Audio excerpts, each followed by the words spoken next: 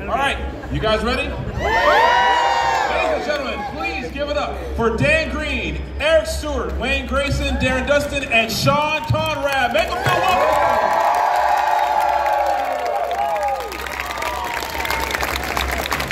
Hello. Everybody, have a seat wherever you feel like. You're all good. Yeah. Oh, wow. Well, let me start off by saying, personally, this is a huge excitement thing for me. I also, like them, am a Yu-Gi-Oh fan. I was watching since the first episode and all the way through to the end, which I didn't want to happen. So, thank you all so much for being here. Thanks for having us. Thank you for being Nostalgia Con. Hello, San Antonio! Look at you guys.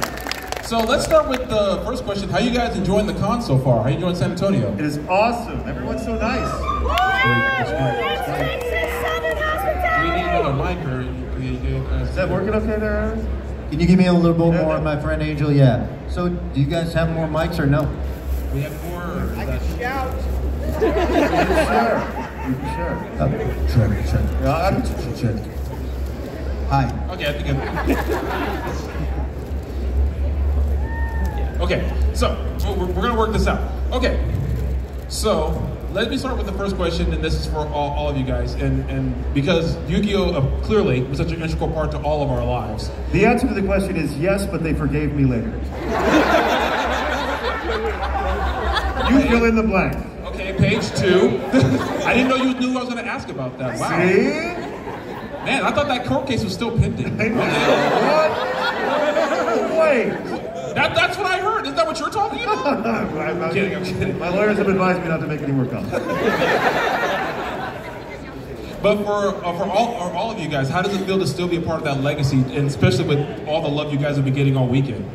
I'll kick it off, but I mean, we were just trying to do the best we could. Pardon me. And I don't know how many people who started watching from the very beginning. All right,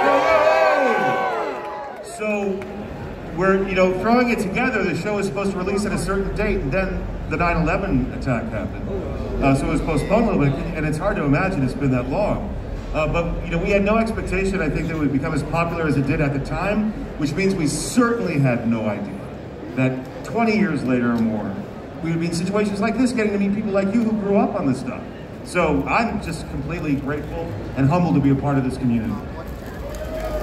So, to stick in character, I'm not surprised. But, no, so There's when a reason why they cast him. So when I was brought in to direct Yu-Gi-Oh! Of course, every show you ever are introduced to in production, they say, this is going to be the next biggest thing ever, right? Every show. And so they were like, this is going to be huge. And I was like, oh yeah, this is totally going to be successful because it's Pokemon 90210. And it's true. I mean, everyone that grew up watching Pokemon was like, oh, this makes sense. The monsters are a little scarier and there's a little bit more drama. No, it's very humbling to be part of actually two. I mean, I know this is a Yu-Gi-Oh! Panel, but Pokemon and Yu-Gi-Oh! I mean, to me, like... What's a Pokemon? Yeah, well, exactly. They duel too, but like, I don't know, we trap them in a little ball. But no, it's very flattering to be part of it, and also meeting you guys in person. We spend so much time in the studio, either working with engineers or a producer or something like that, but there's not really a live audience, right? So this is the only time that we get to hear your stories and how you related to it, how you connected to characters, and I do appreciate the fact that you understand that Kaiba is a rival and not a villain, and that he's your favorite character on the show. Thank you. A lot of Kaiba fans, wow. I gotta follow that. All right. Well, I really can't say anything that hasn't been already said by these two. You are a villain. It is actually it is very humbling, and it's amazing to hear everyone's stories about how the show affected them, because we certainly had no idea. I mean, I walking in the booth and going, "Hey!" for 4 hours. While artistically fulfilling, I would never have guessed that character would resonate as it did, and I'm very grateful. So thank you all. Yeah.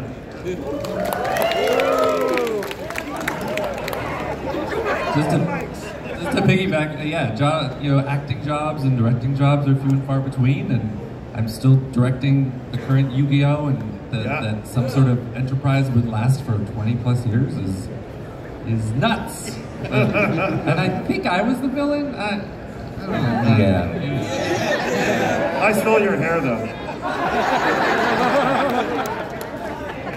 So, Shawn recorded everything with us, so we were a part of some of the episodes. Shawn was a part of every episode.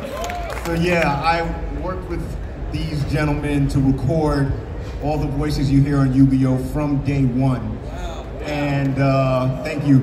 And we, for me, it was a battle to make the show sound good for you all, to make sure that it made it on Saturday morning. Yeah. So,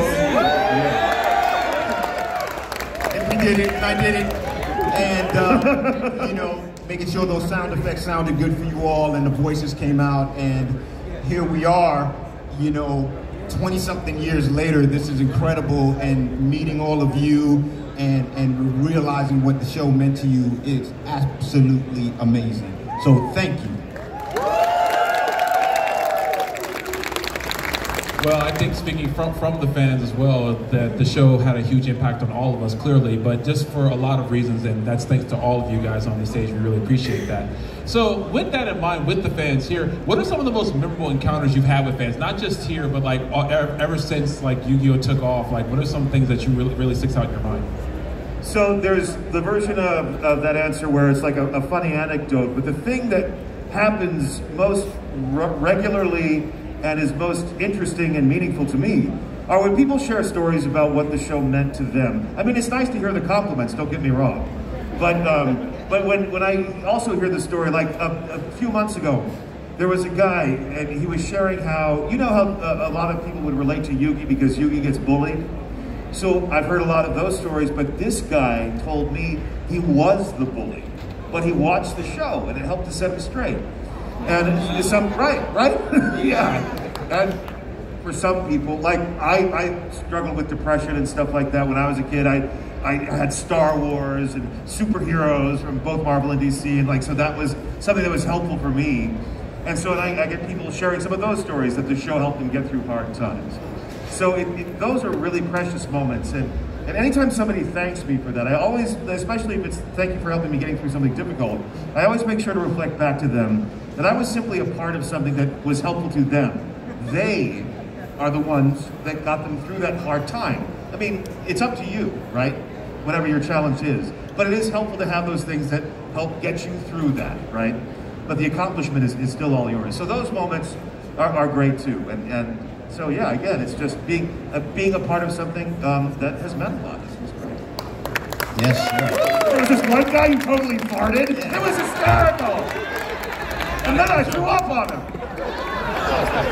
One of the most amazing things I try to explain to people who are not part of our community, I consider myself a geek, a nerd, I'm a gamer geek, okay, is that this is a great example of how people can be kind to one another. We are the sort of the quirky ones, the artistic ones, right? They like the ones maybe in normal, you know, school and civilization. We're like on the outside, but here we're all on the inside.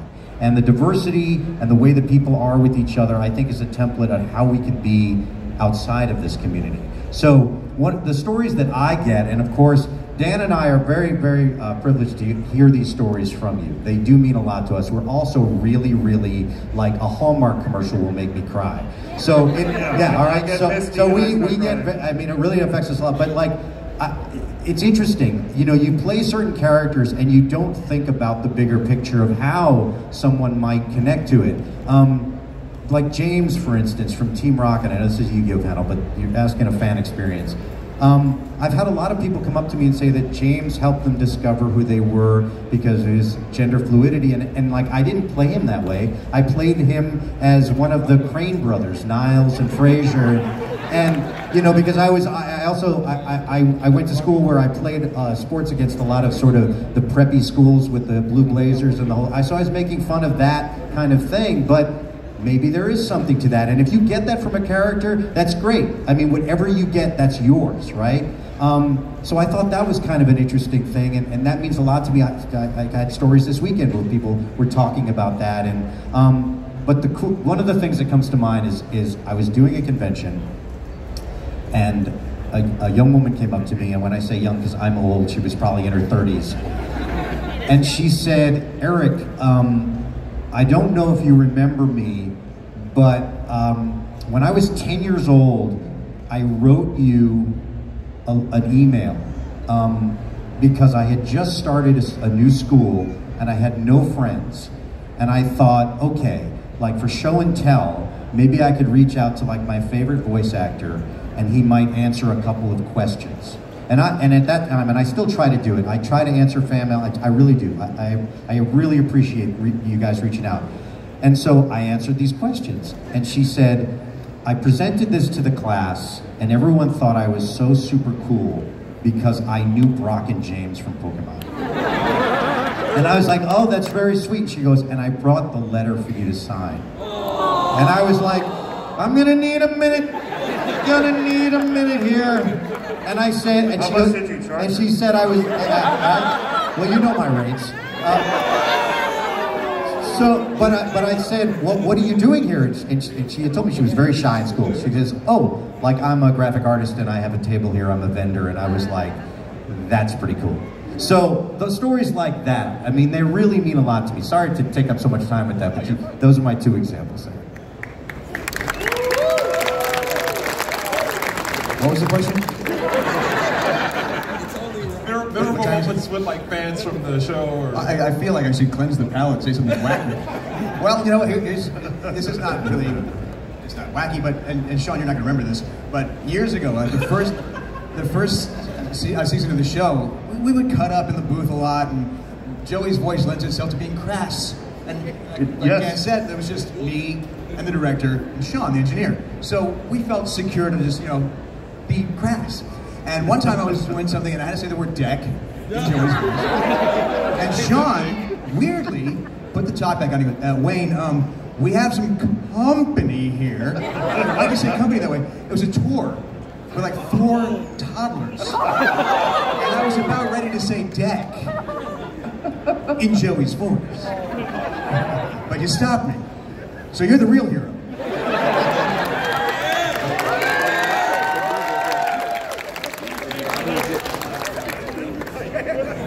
Well, you couldn't see them. They were below the window in the booth. You know, they were very small children. Yeah. Oh, this isn't with that question, but engineers are like the keepers of the the secrets. So much, and I guess the director too. You know, between the two of you, you see us at the good moments, you see us at our absolute worst. But the engineers can also record you at your worst and then leverage that against you later. Not Shawn. Or it ends up in the show sometimes, and you get in a whole lot of trouble.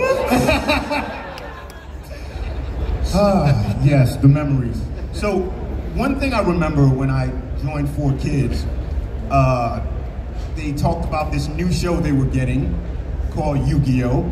And no one could remember how to pronounce Yu-Gi-Oh! True story. Even the people that worked there, people that had high positions, were like, Yugi, we're gonna work on the Yugi thing, the Yugi thing. And I was like, man, we gotta get this. You know, there was some pretentious person like, no, it's Kaiba. You know, oh, it's so authentic. But Shawn, they had a really easy time with Pokemon. Bro, yes, yeah. So, shortly after that, we started working on the show. And I'm in the grocery store and I'm like, yeah, you know, there's Pokemon, but then there's this new Yugi thing. And I'm getting ready to check out in the grocery store and I look to my left, and back then on TV Guide, Yu-Gi-Oh's on the cover of TV Guide as the #1 show. Boom! So, what an amazing experience to see us start from scratch and to have, you know, all these moments with these guys, you know, recording and trying to get the show out on time and making sure the show sounds good, to see it in the grocery store on TV Guide, and now everybody knows how to pronounce Yu-Gi-Oh! That just shows you're not an anime fan if you can't pronounce it the right way. I So with that in mind, was there a moment when you were recording before you really, that you knew, oh yeah, we really have something, or was it when you started seeing it everywhere? Was there a moment like when you were maybe in the booth or when you were? Let's start over on this side first. Yeah. Was there a moment where you just like you knew, you heard, you're like, oh, we got something here? Let's see. Honestly, for a while it was like, we got to get these shows on the air on time, right? So that was the deal. Hey, Shawn, how's the mix going? I'm working on it. Yeah, because these guys are coming in. They have to do the next episode, and I'm like, but I'm still working on this episode, But after a while, we started getting prototypes of toys in, and I was like, oh wow.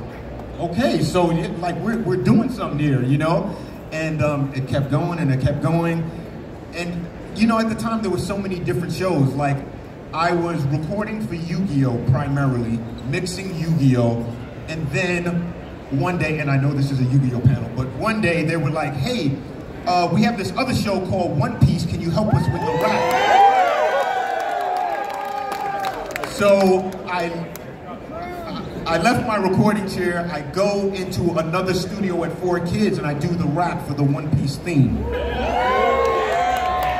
Thank you. And I come back and I'm working on Yu-Gi-Oh! And who knew what One Piece was gonna do one day? I had no idea.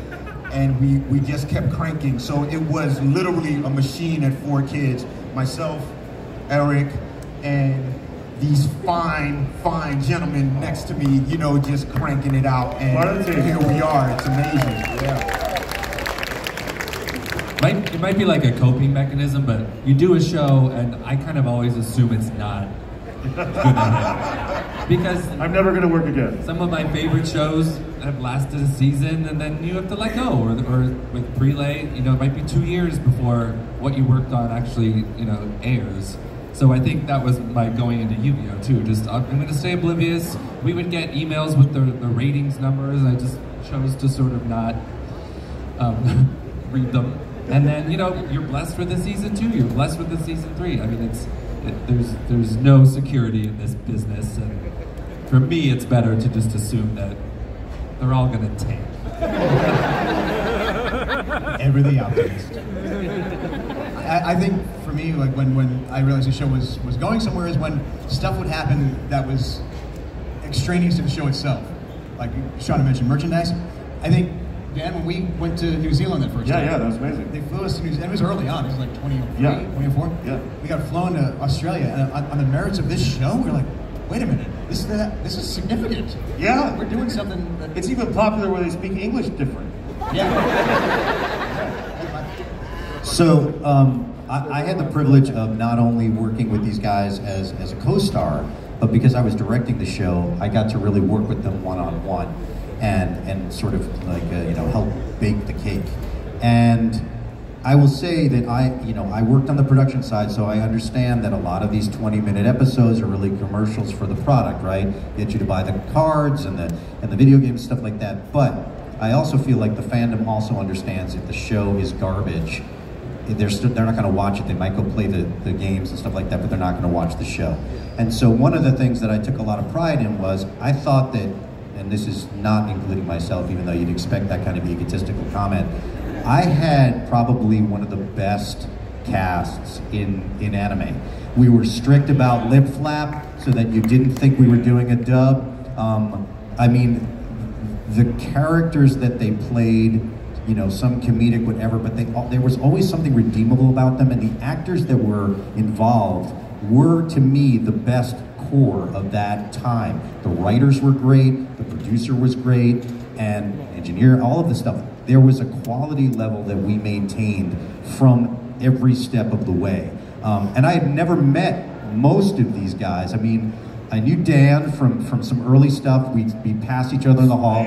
Slayers and Shaman King, stuff like that, right? But I didn't have the chance to work with these people one-on-one. And that's really how I developed my friendship with them as well. I mean, I might be a taskmaster in the booth, but like, it's because I had this talented group of people. So I think that's when I realized, when we were making shows, that even though I knew what the marketing side was all about, making shows that I could still watch now. It's now what it's streaming right now. I just saved the entire seasons of Yu-Gi-Oh! To watch. And my wife said, "Are you gonna watch yourself on television?" I'm like, I'm Seto Kaiba.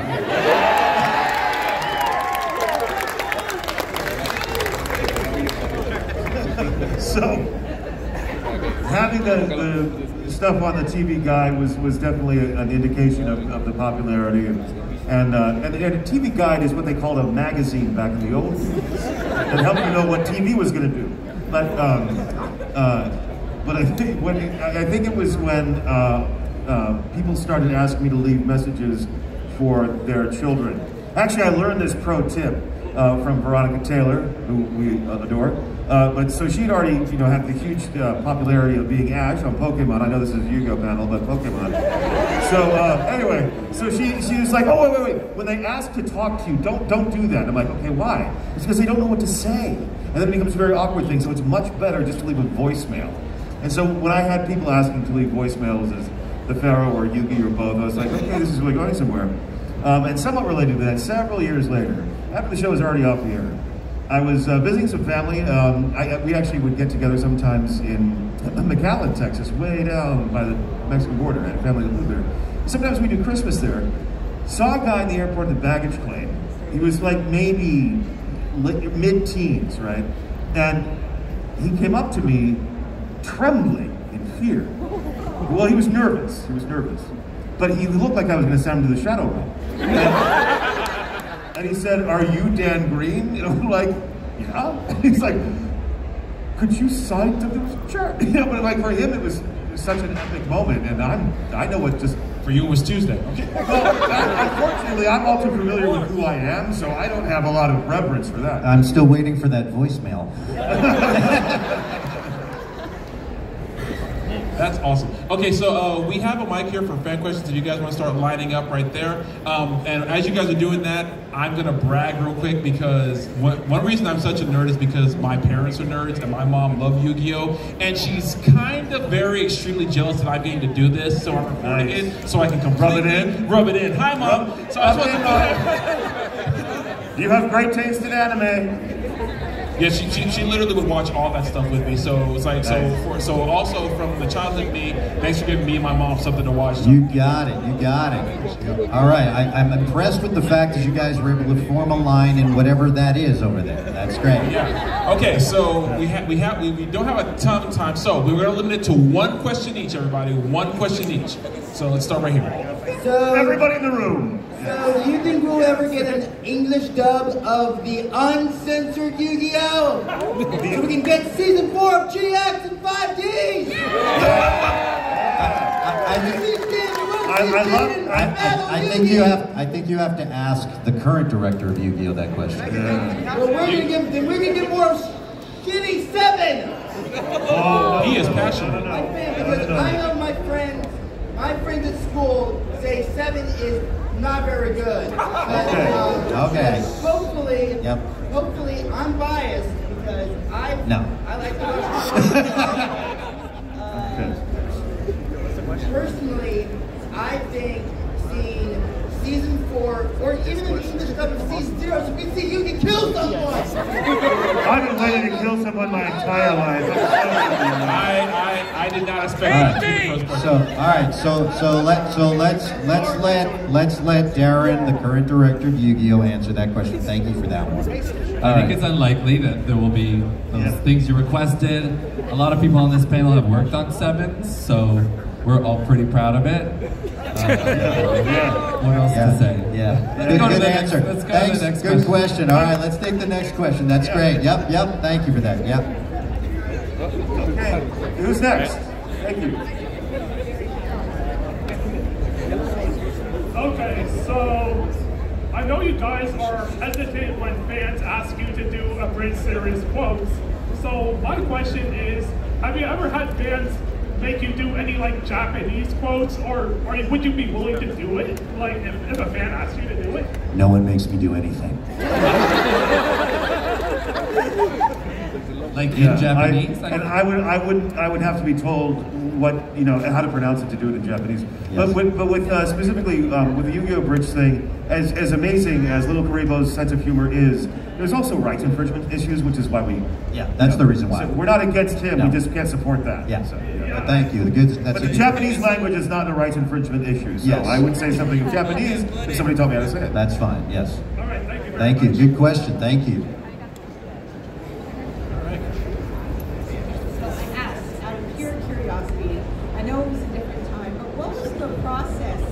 Of the censoring of Yu-Gi-Oh! in the 2000s. You had to change the art in everything. I'll take that question. I actually had that one, but I wanted to see if someone else would ask it. No, so the networks that we dealt with have what's called the BSMP, Broadcast Standards and Practices. Basically, it's whoever is working on that title at that network. There is no set of rules, okay? Saturday morning cartoons have a certain things that we can't show, right? But the person at the WB or the person at the Foxbox made that final decision. So every show, every script, every visual that we did, we had to submit first to them for approval, okay? So everything where we had to change, whether it's a cigarette to lollipop or James holding a gun to a finger point, right? Yeah, right.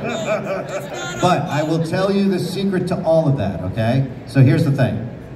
If we couldn't air those shows on Saturday morning cartoons, we wouldn't have all this. Because Pokemon and Yu-Gi-Oh! Changed the way that anime became universal, right? Yeah. So when people are like, I can't believe you did that. Oh, well, we could have left it the way it was. Yeah. Not us, right?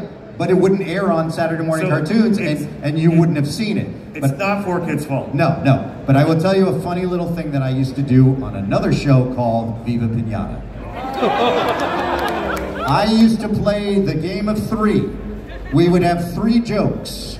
The one I wanted, the one that was way too offensive, and the one that wasn't funny. And we would push the really offensive one. And then the network would say, we can't air that. And I would say, well then how about the 3rd one? And they'd say, that's not funny.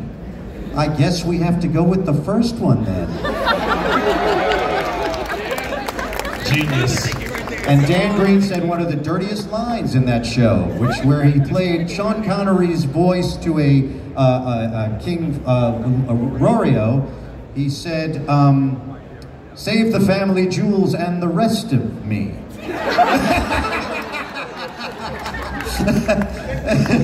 Anyway, so that's what happened with the censorship. Yeah. Thank you. PSE&P starts with PS. Yes. I mean, all right, next question. Hi, thank you so much for coming to San Antonio too. Yeah. Thank you so much. So I came to Yu-Gi-Oh! Because of the voice acting, more than the lore itself, so I'm sorry, fans, call me a poser. Anyways, so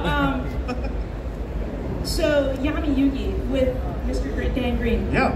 With a relationship with Yugi and the Pharaoh. Yeah. Like what inspired you to play it like that? Like, well, I know you had to do it with the Japanese, but like to me it feels a lot like a mentorship. Yeah, it's very different than the original Japanese. Yeah. Yeah. And I really, really admire that. But do you ever like kind of give yourself those talks that Yami gave to you? like pep yourself up, because wouldn't that be nice if we could be sort of our own parent or mentor? Yeah. I think that is something that you can do for yourself. But so in terms of the differentiation of those characters, that was something that originated, I don't know where, but an actor is simply trying to do what they're being asked to do so they can keep their job, right? So, and that whole vocal shift, probably the first time that kind of thing was done in Western audiences was Superman to Clark Kent to Superman on the radio show, right? Back, before there was visual stuff. There's a little bit of that in the 1960s Spider-Man thing too, but whatever. It creates a different dynamic. In the original Japanese, it's much more clear that it's a side of Yugi, right? Or they sound much more similar. It's more of an attitude change than a vocal shift. So it's interesting, and I think part of what I get from people who really embrace that there is sort of an extension of that fatherliness that they endow to me. You know, and if they only knew what a jerk I was, they wouldn't. He's being very self-effacing. He is a mentor, and he is very fatherly. So it works with the character. A little bit of a jerk, just like Yami. But I appreciate your question, and again, those differences, I don't know where they came from, but I just kept, just trying to do what I was being asked to do. So. No, absolutely, I love that. My research, I went to grad school, and my research mentor for my lab is very fatherly, and it reminded me of Yami. Sure. So I'm like, okay. Well, you know, and there's a couple things about that that's great, and one of them is, like when I teach voiceover stuff, and one of the things I would reinforce to my students was always be on your own side, right? Because it's really easy to, you know, in the process of trying to be better at something, be way too critical on yourself. Yes, be realistic, assess what you're doing, but it serves no one to beat yourself up, right? So always be on your own side. And it's great decades later that because I portrayed the character, I can say, believe in yourself and you will always prevail.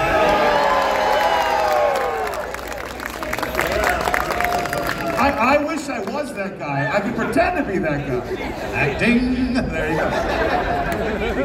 Thank you so much. Great question. All right. Let's get one more. Find your way to the microphone. Yeah, again, we didn't have this problem yesterday. There are a lot of y'all. That's why it's sticking. This reminds me of that scene in The Dark Knight where Joker has. So I will say this: we can get to these people if we do the questions a little quicker. Let's make them so that everybody does get a chance. All right. I don't mind giving them but let's really make the a little shorter so we can get to everyone. That'd be great. Yep. Well, first of all, thanks again for coming. Thank Fans were kind enough to pay for VIP so I could see you guys. Huge fan. I love Joey. Joey is the best.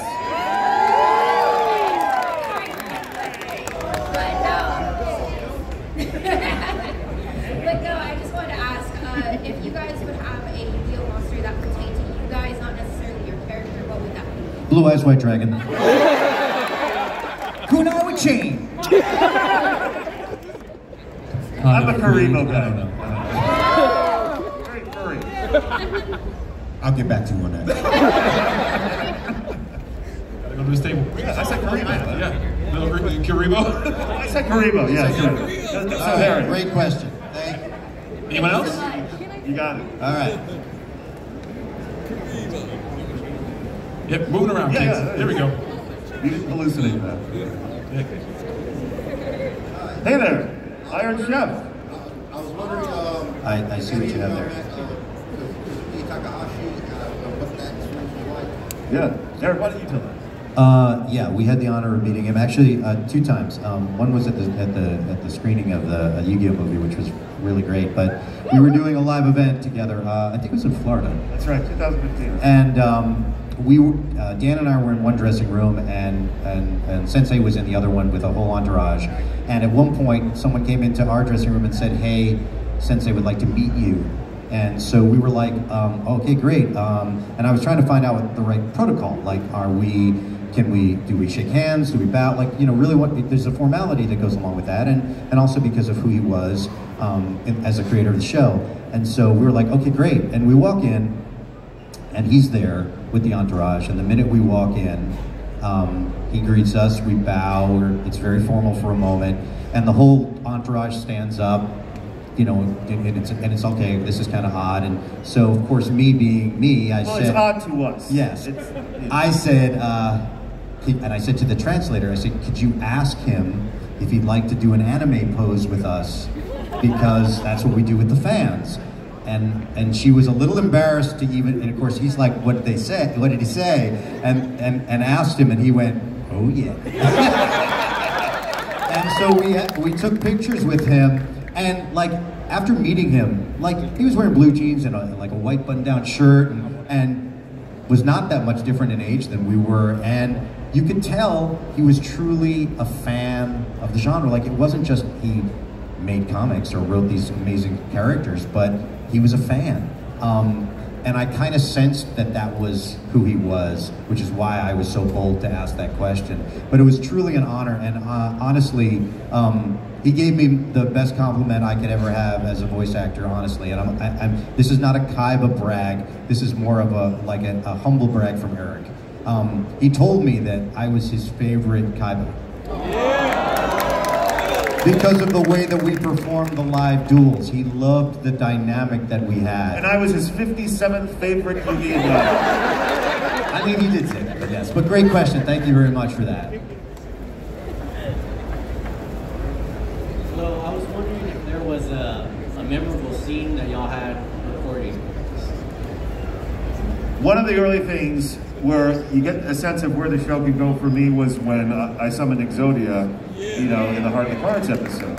So that was definitely, that sort of kicked off my understanding of what fun it could be, and just the breadth of what the storytelling involves. So it was exciting. I mean, I can't think of a specific scene necessarily, but anytime that Joey in particular, because the voice, that he would do a scene with like real gravity to it and emotions and like defending his sister, defending his friends, anything that would promote the values that are of positivity that the show gives out to the audience, like sticking up for your friends, helping your sister, never giving up. Anything that were like, any subtlety that few and far between, but any subtlety I had with Joey, I would love that. That's acting. Genius. When Pegasus, when you kind of learn his whole why he was doing what he was doing, involving his wife and stuff, and Eric's a great director, and you know there was a lot of off-camera dialogue, and you know when the character's not flapping and you don't see them, you have a lot more freedom. And so I remember you just being like, and I do theater, that's kind of my background, and you were like, just do it, do a whole take. I don't know how much of that take we took, but I would guess a lot. Just because that was my comfort zone, just to take a whole... It's good for you as an actor. A big monologue, you can kind of time it out, feel your way through it, and I do that in my directing too now, where possible. Yeah. And a compliment to Darren, this was like one of the first things that you had done in terms of anime.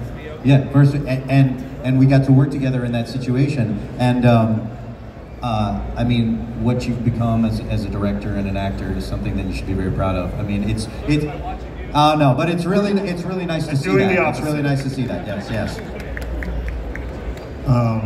You know, I would say I spent a lot of hours working with everybody here, but especially Dan and Eric, trying to perfect the different voices that Dan had to do. You know, when he does one of the voices, I have to make sure that the recording level is a little lower because it's much more powerful, and I have to make sure it's not distorted and things like that. All this is happening while Eric is directing, and then I have to cue Dan and get all these things ready. So there's a lot going on that it was not being said to me directly, but I can tell from what Eric was telling Dan that I needed to prepare for, right? And this is mic levels and all that stuff. After that, what people don't know, every Saturday I would watch the show, and I'd watch the show that came on before Yu-Gi-Oh! And after. Sometimes I would watch like a Batman episode to make sure that the mix of Yu-Gi-Oh! Sounded good enough and was on the level or better than the show before or after. And it was. Batman the Animated Series has some of the best sound you'll ever hear. Great question. All right. I think we have time for one more. One more. No pressure, but make it really good. Pegasus, Joey, Yugi, and Kaiba. No hands, or no cards, no powers. Who wins in a fight?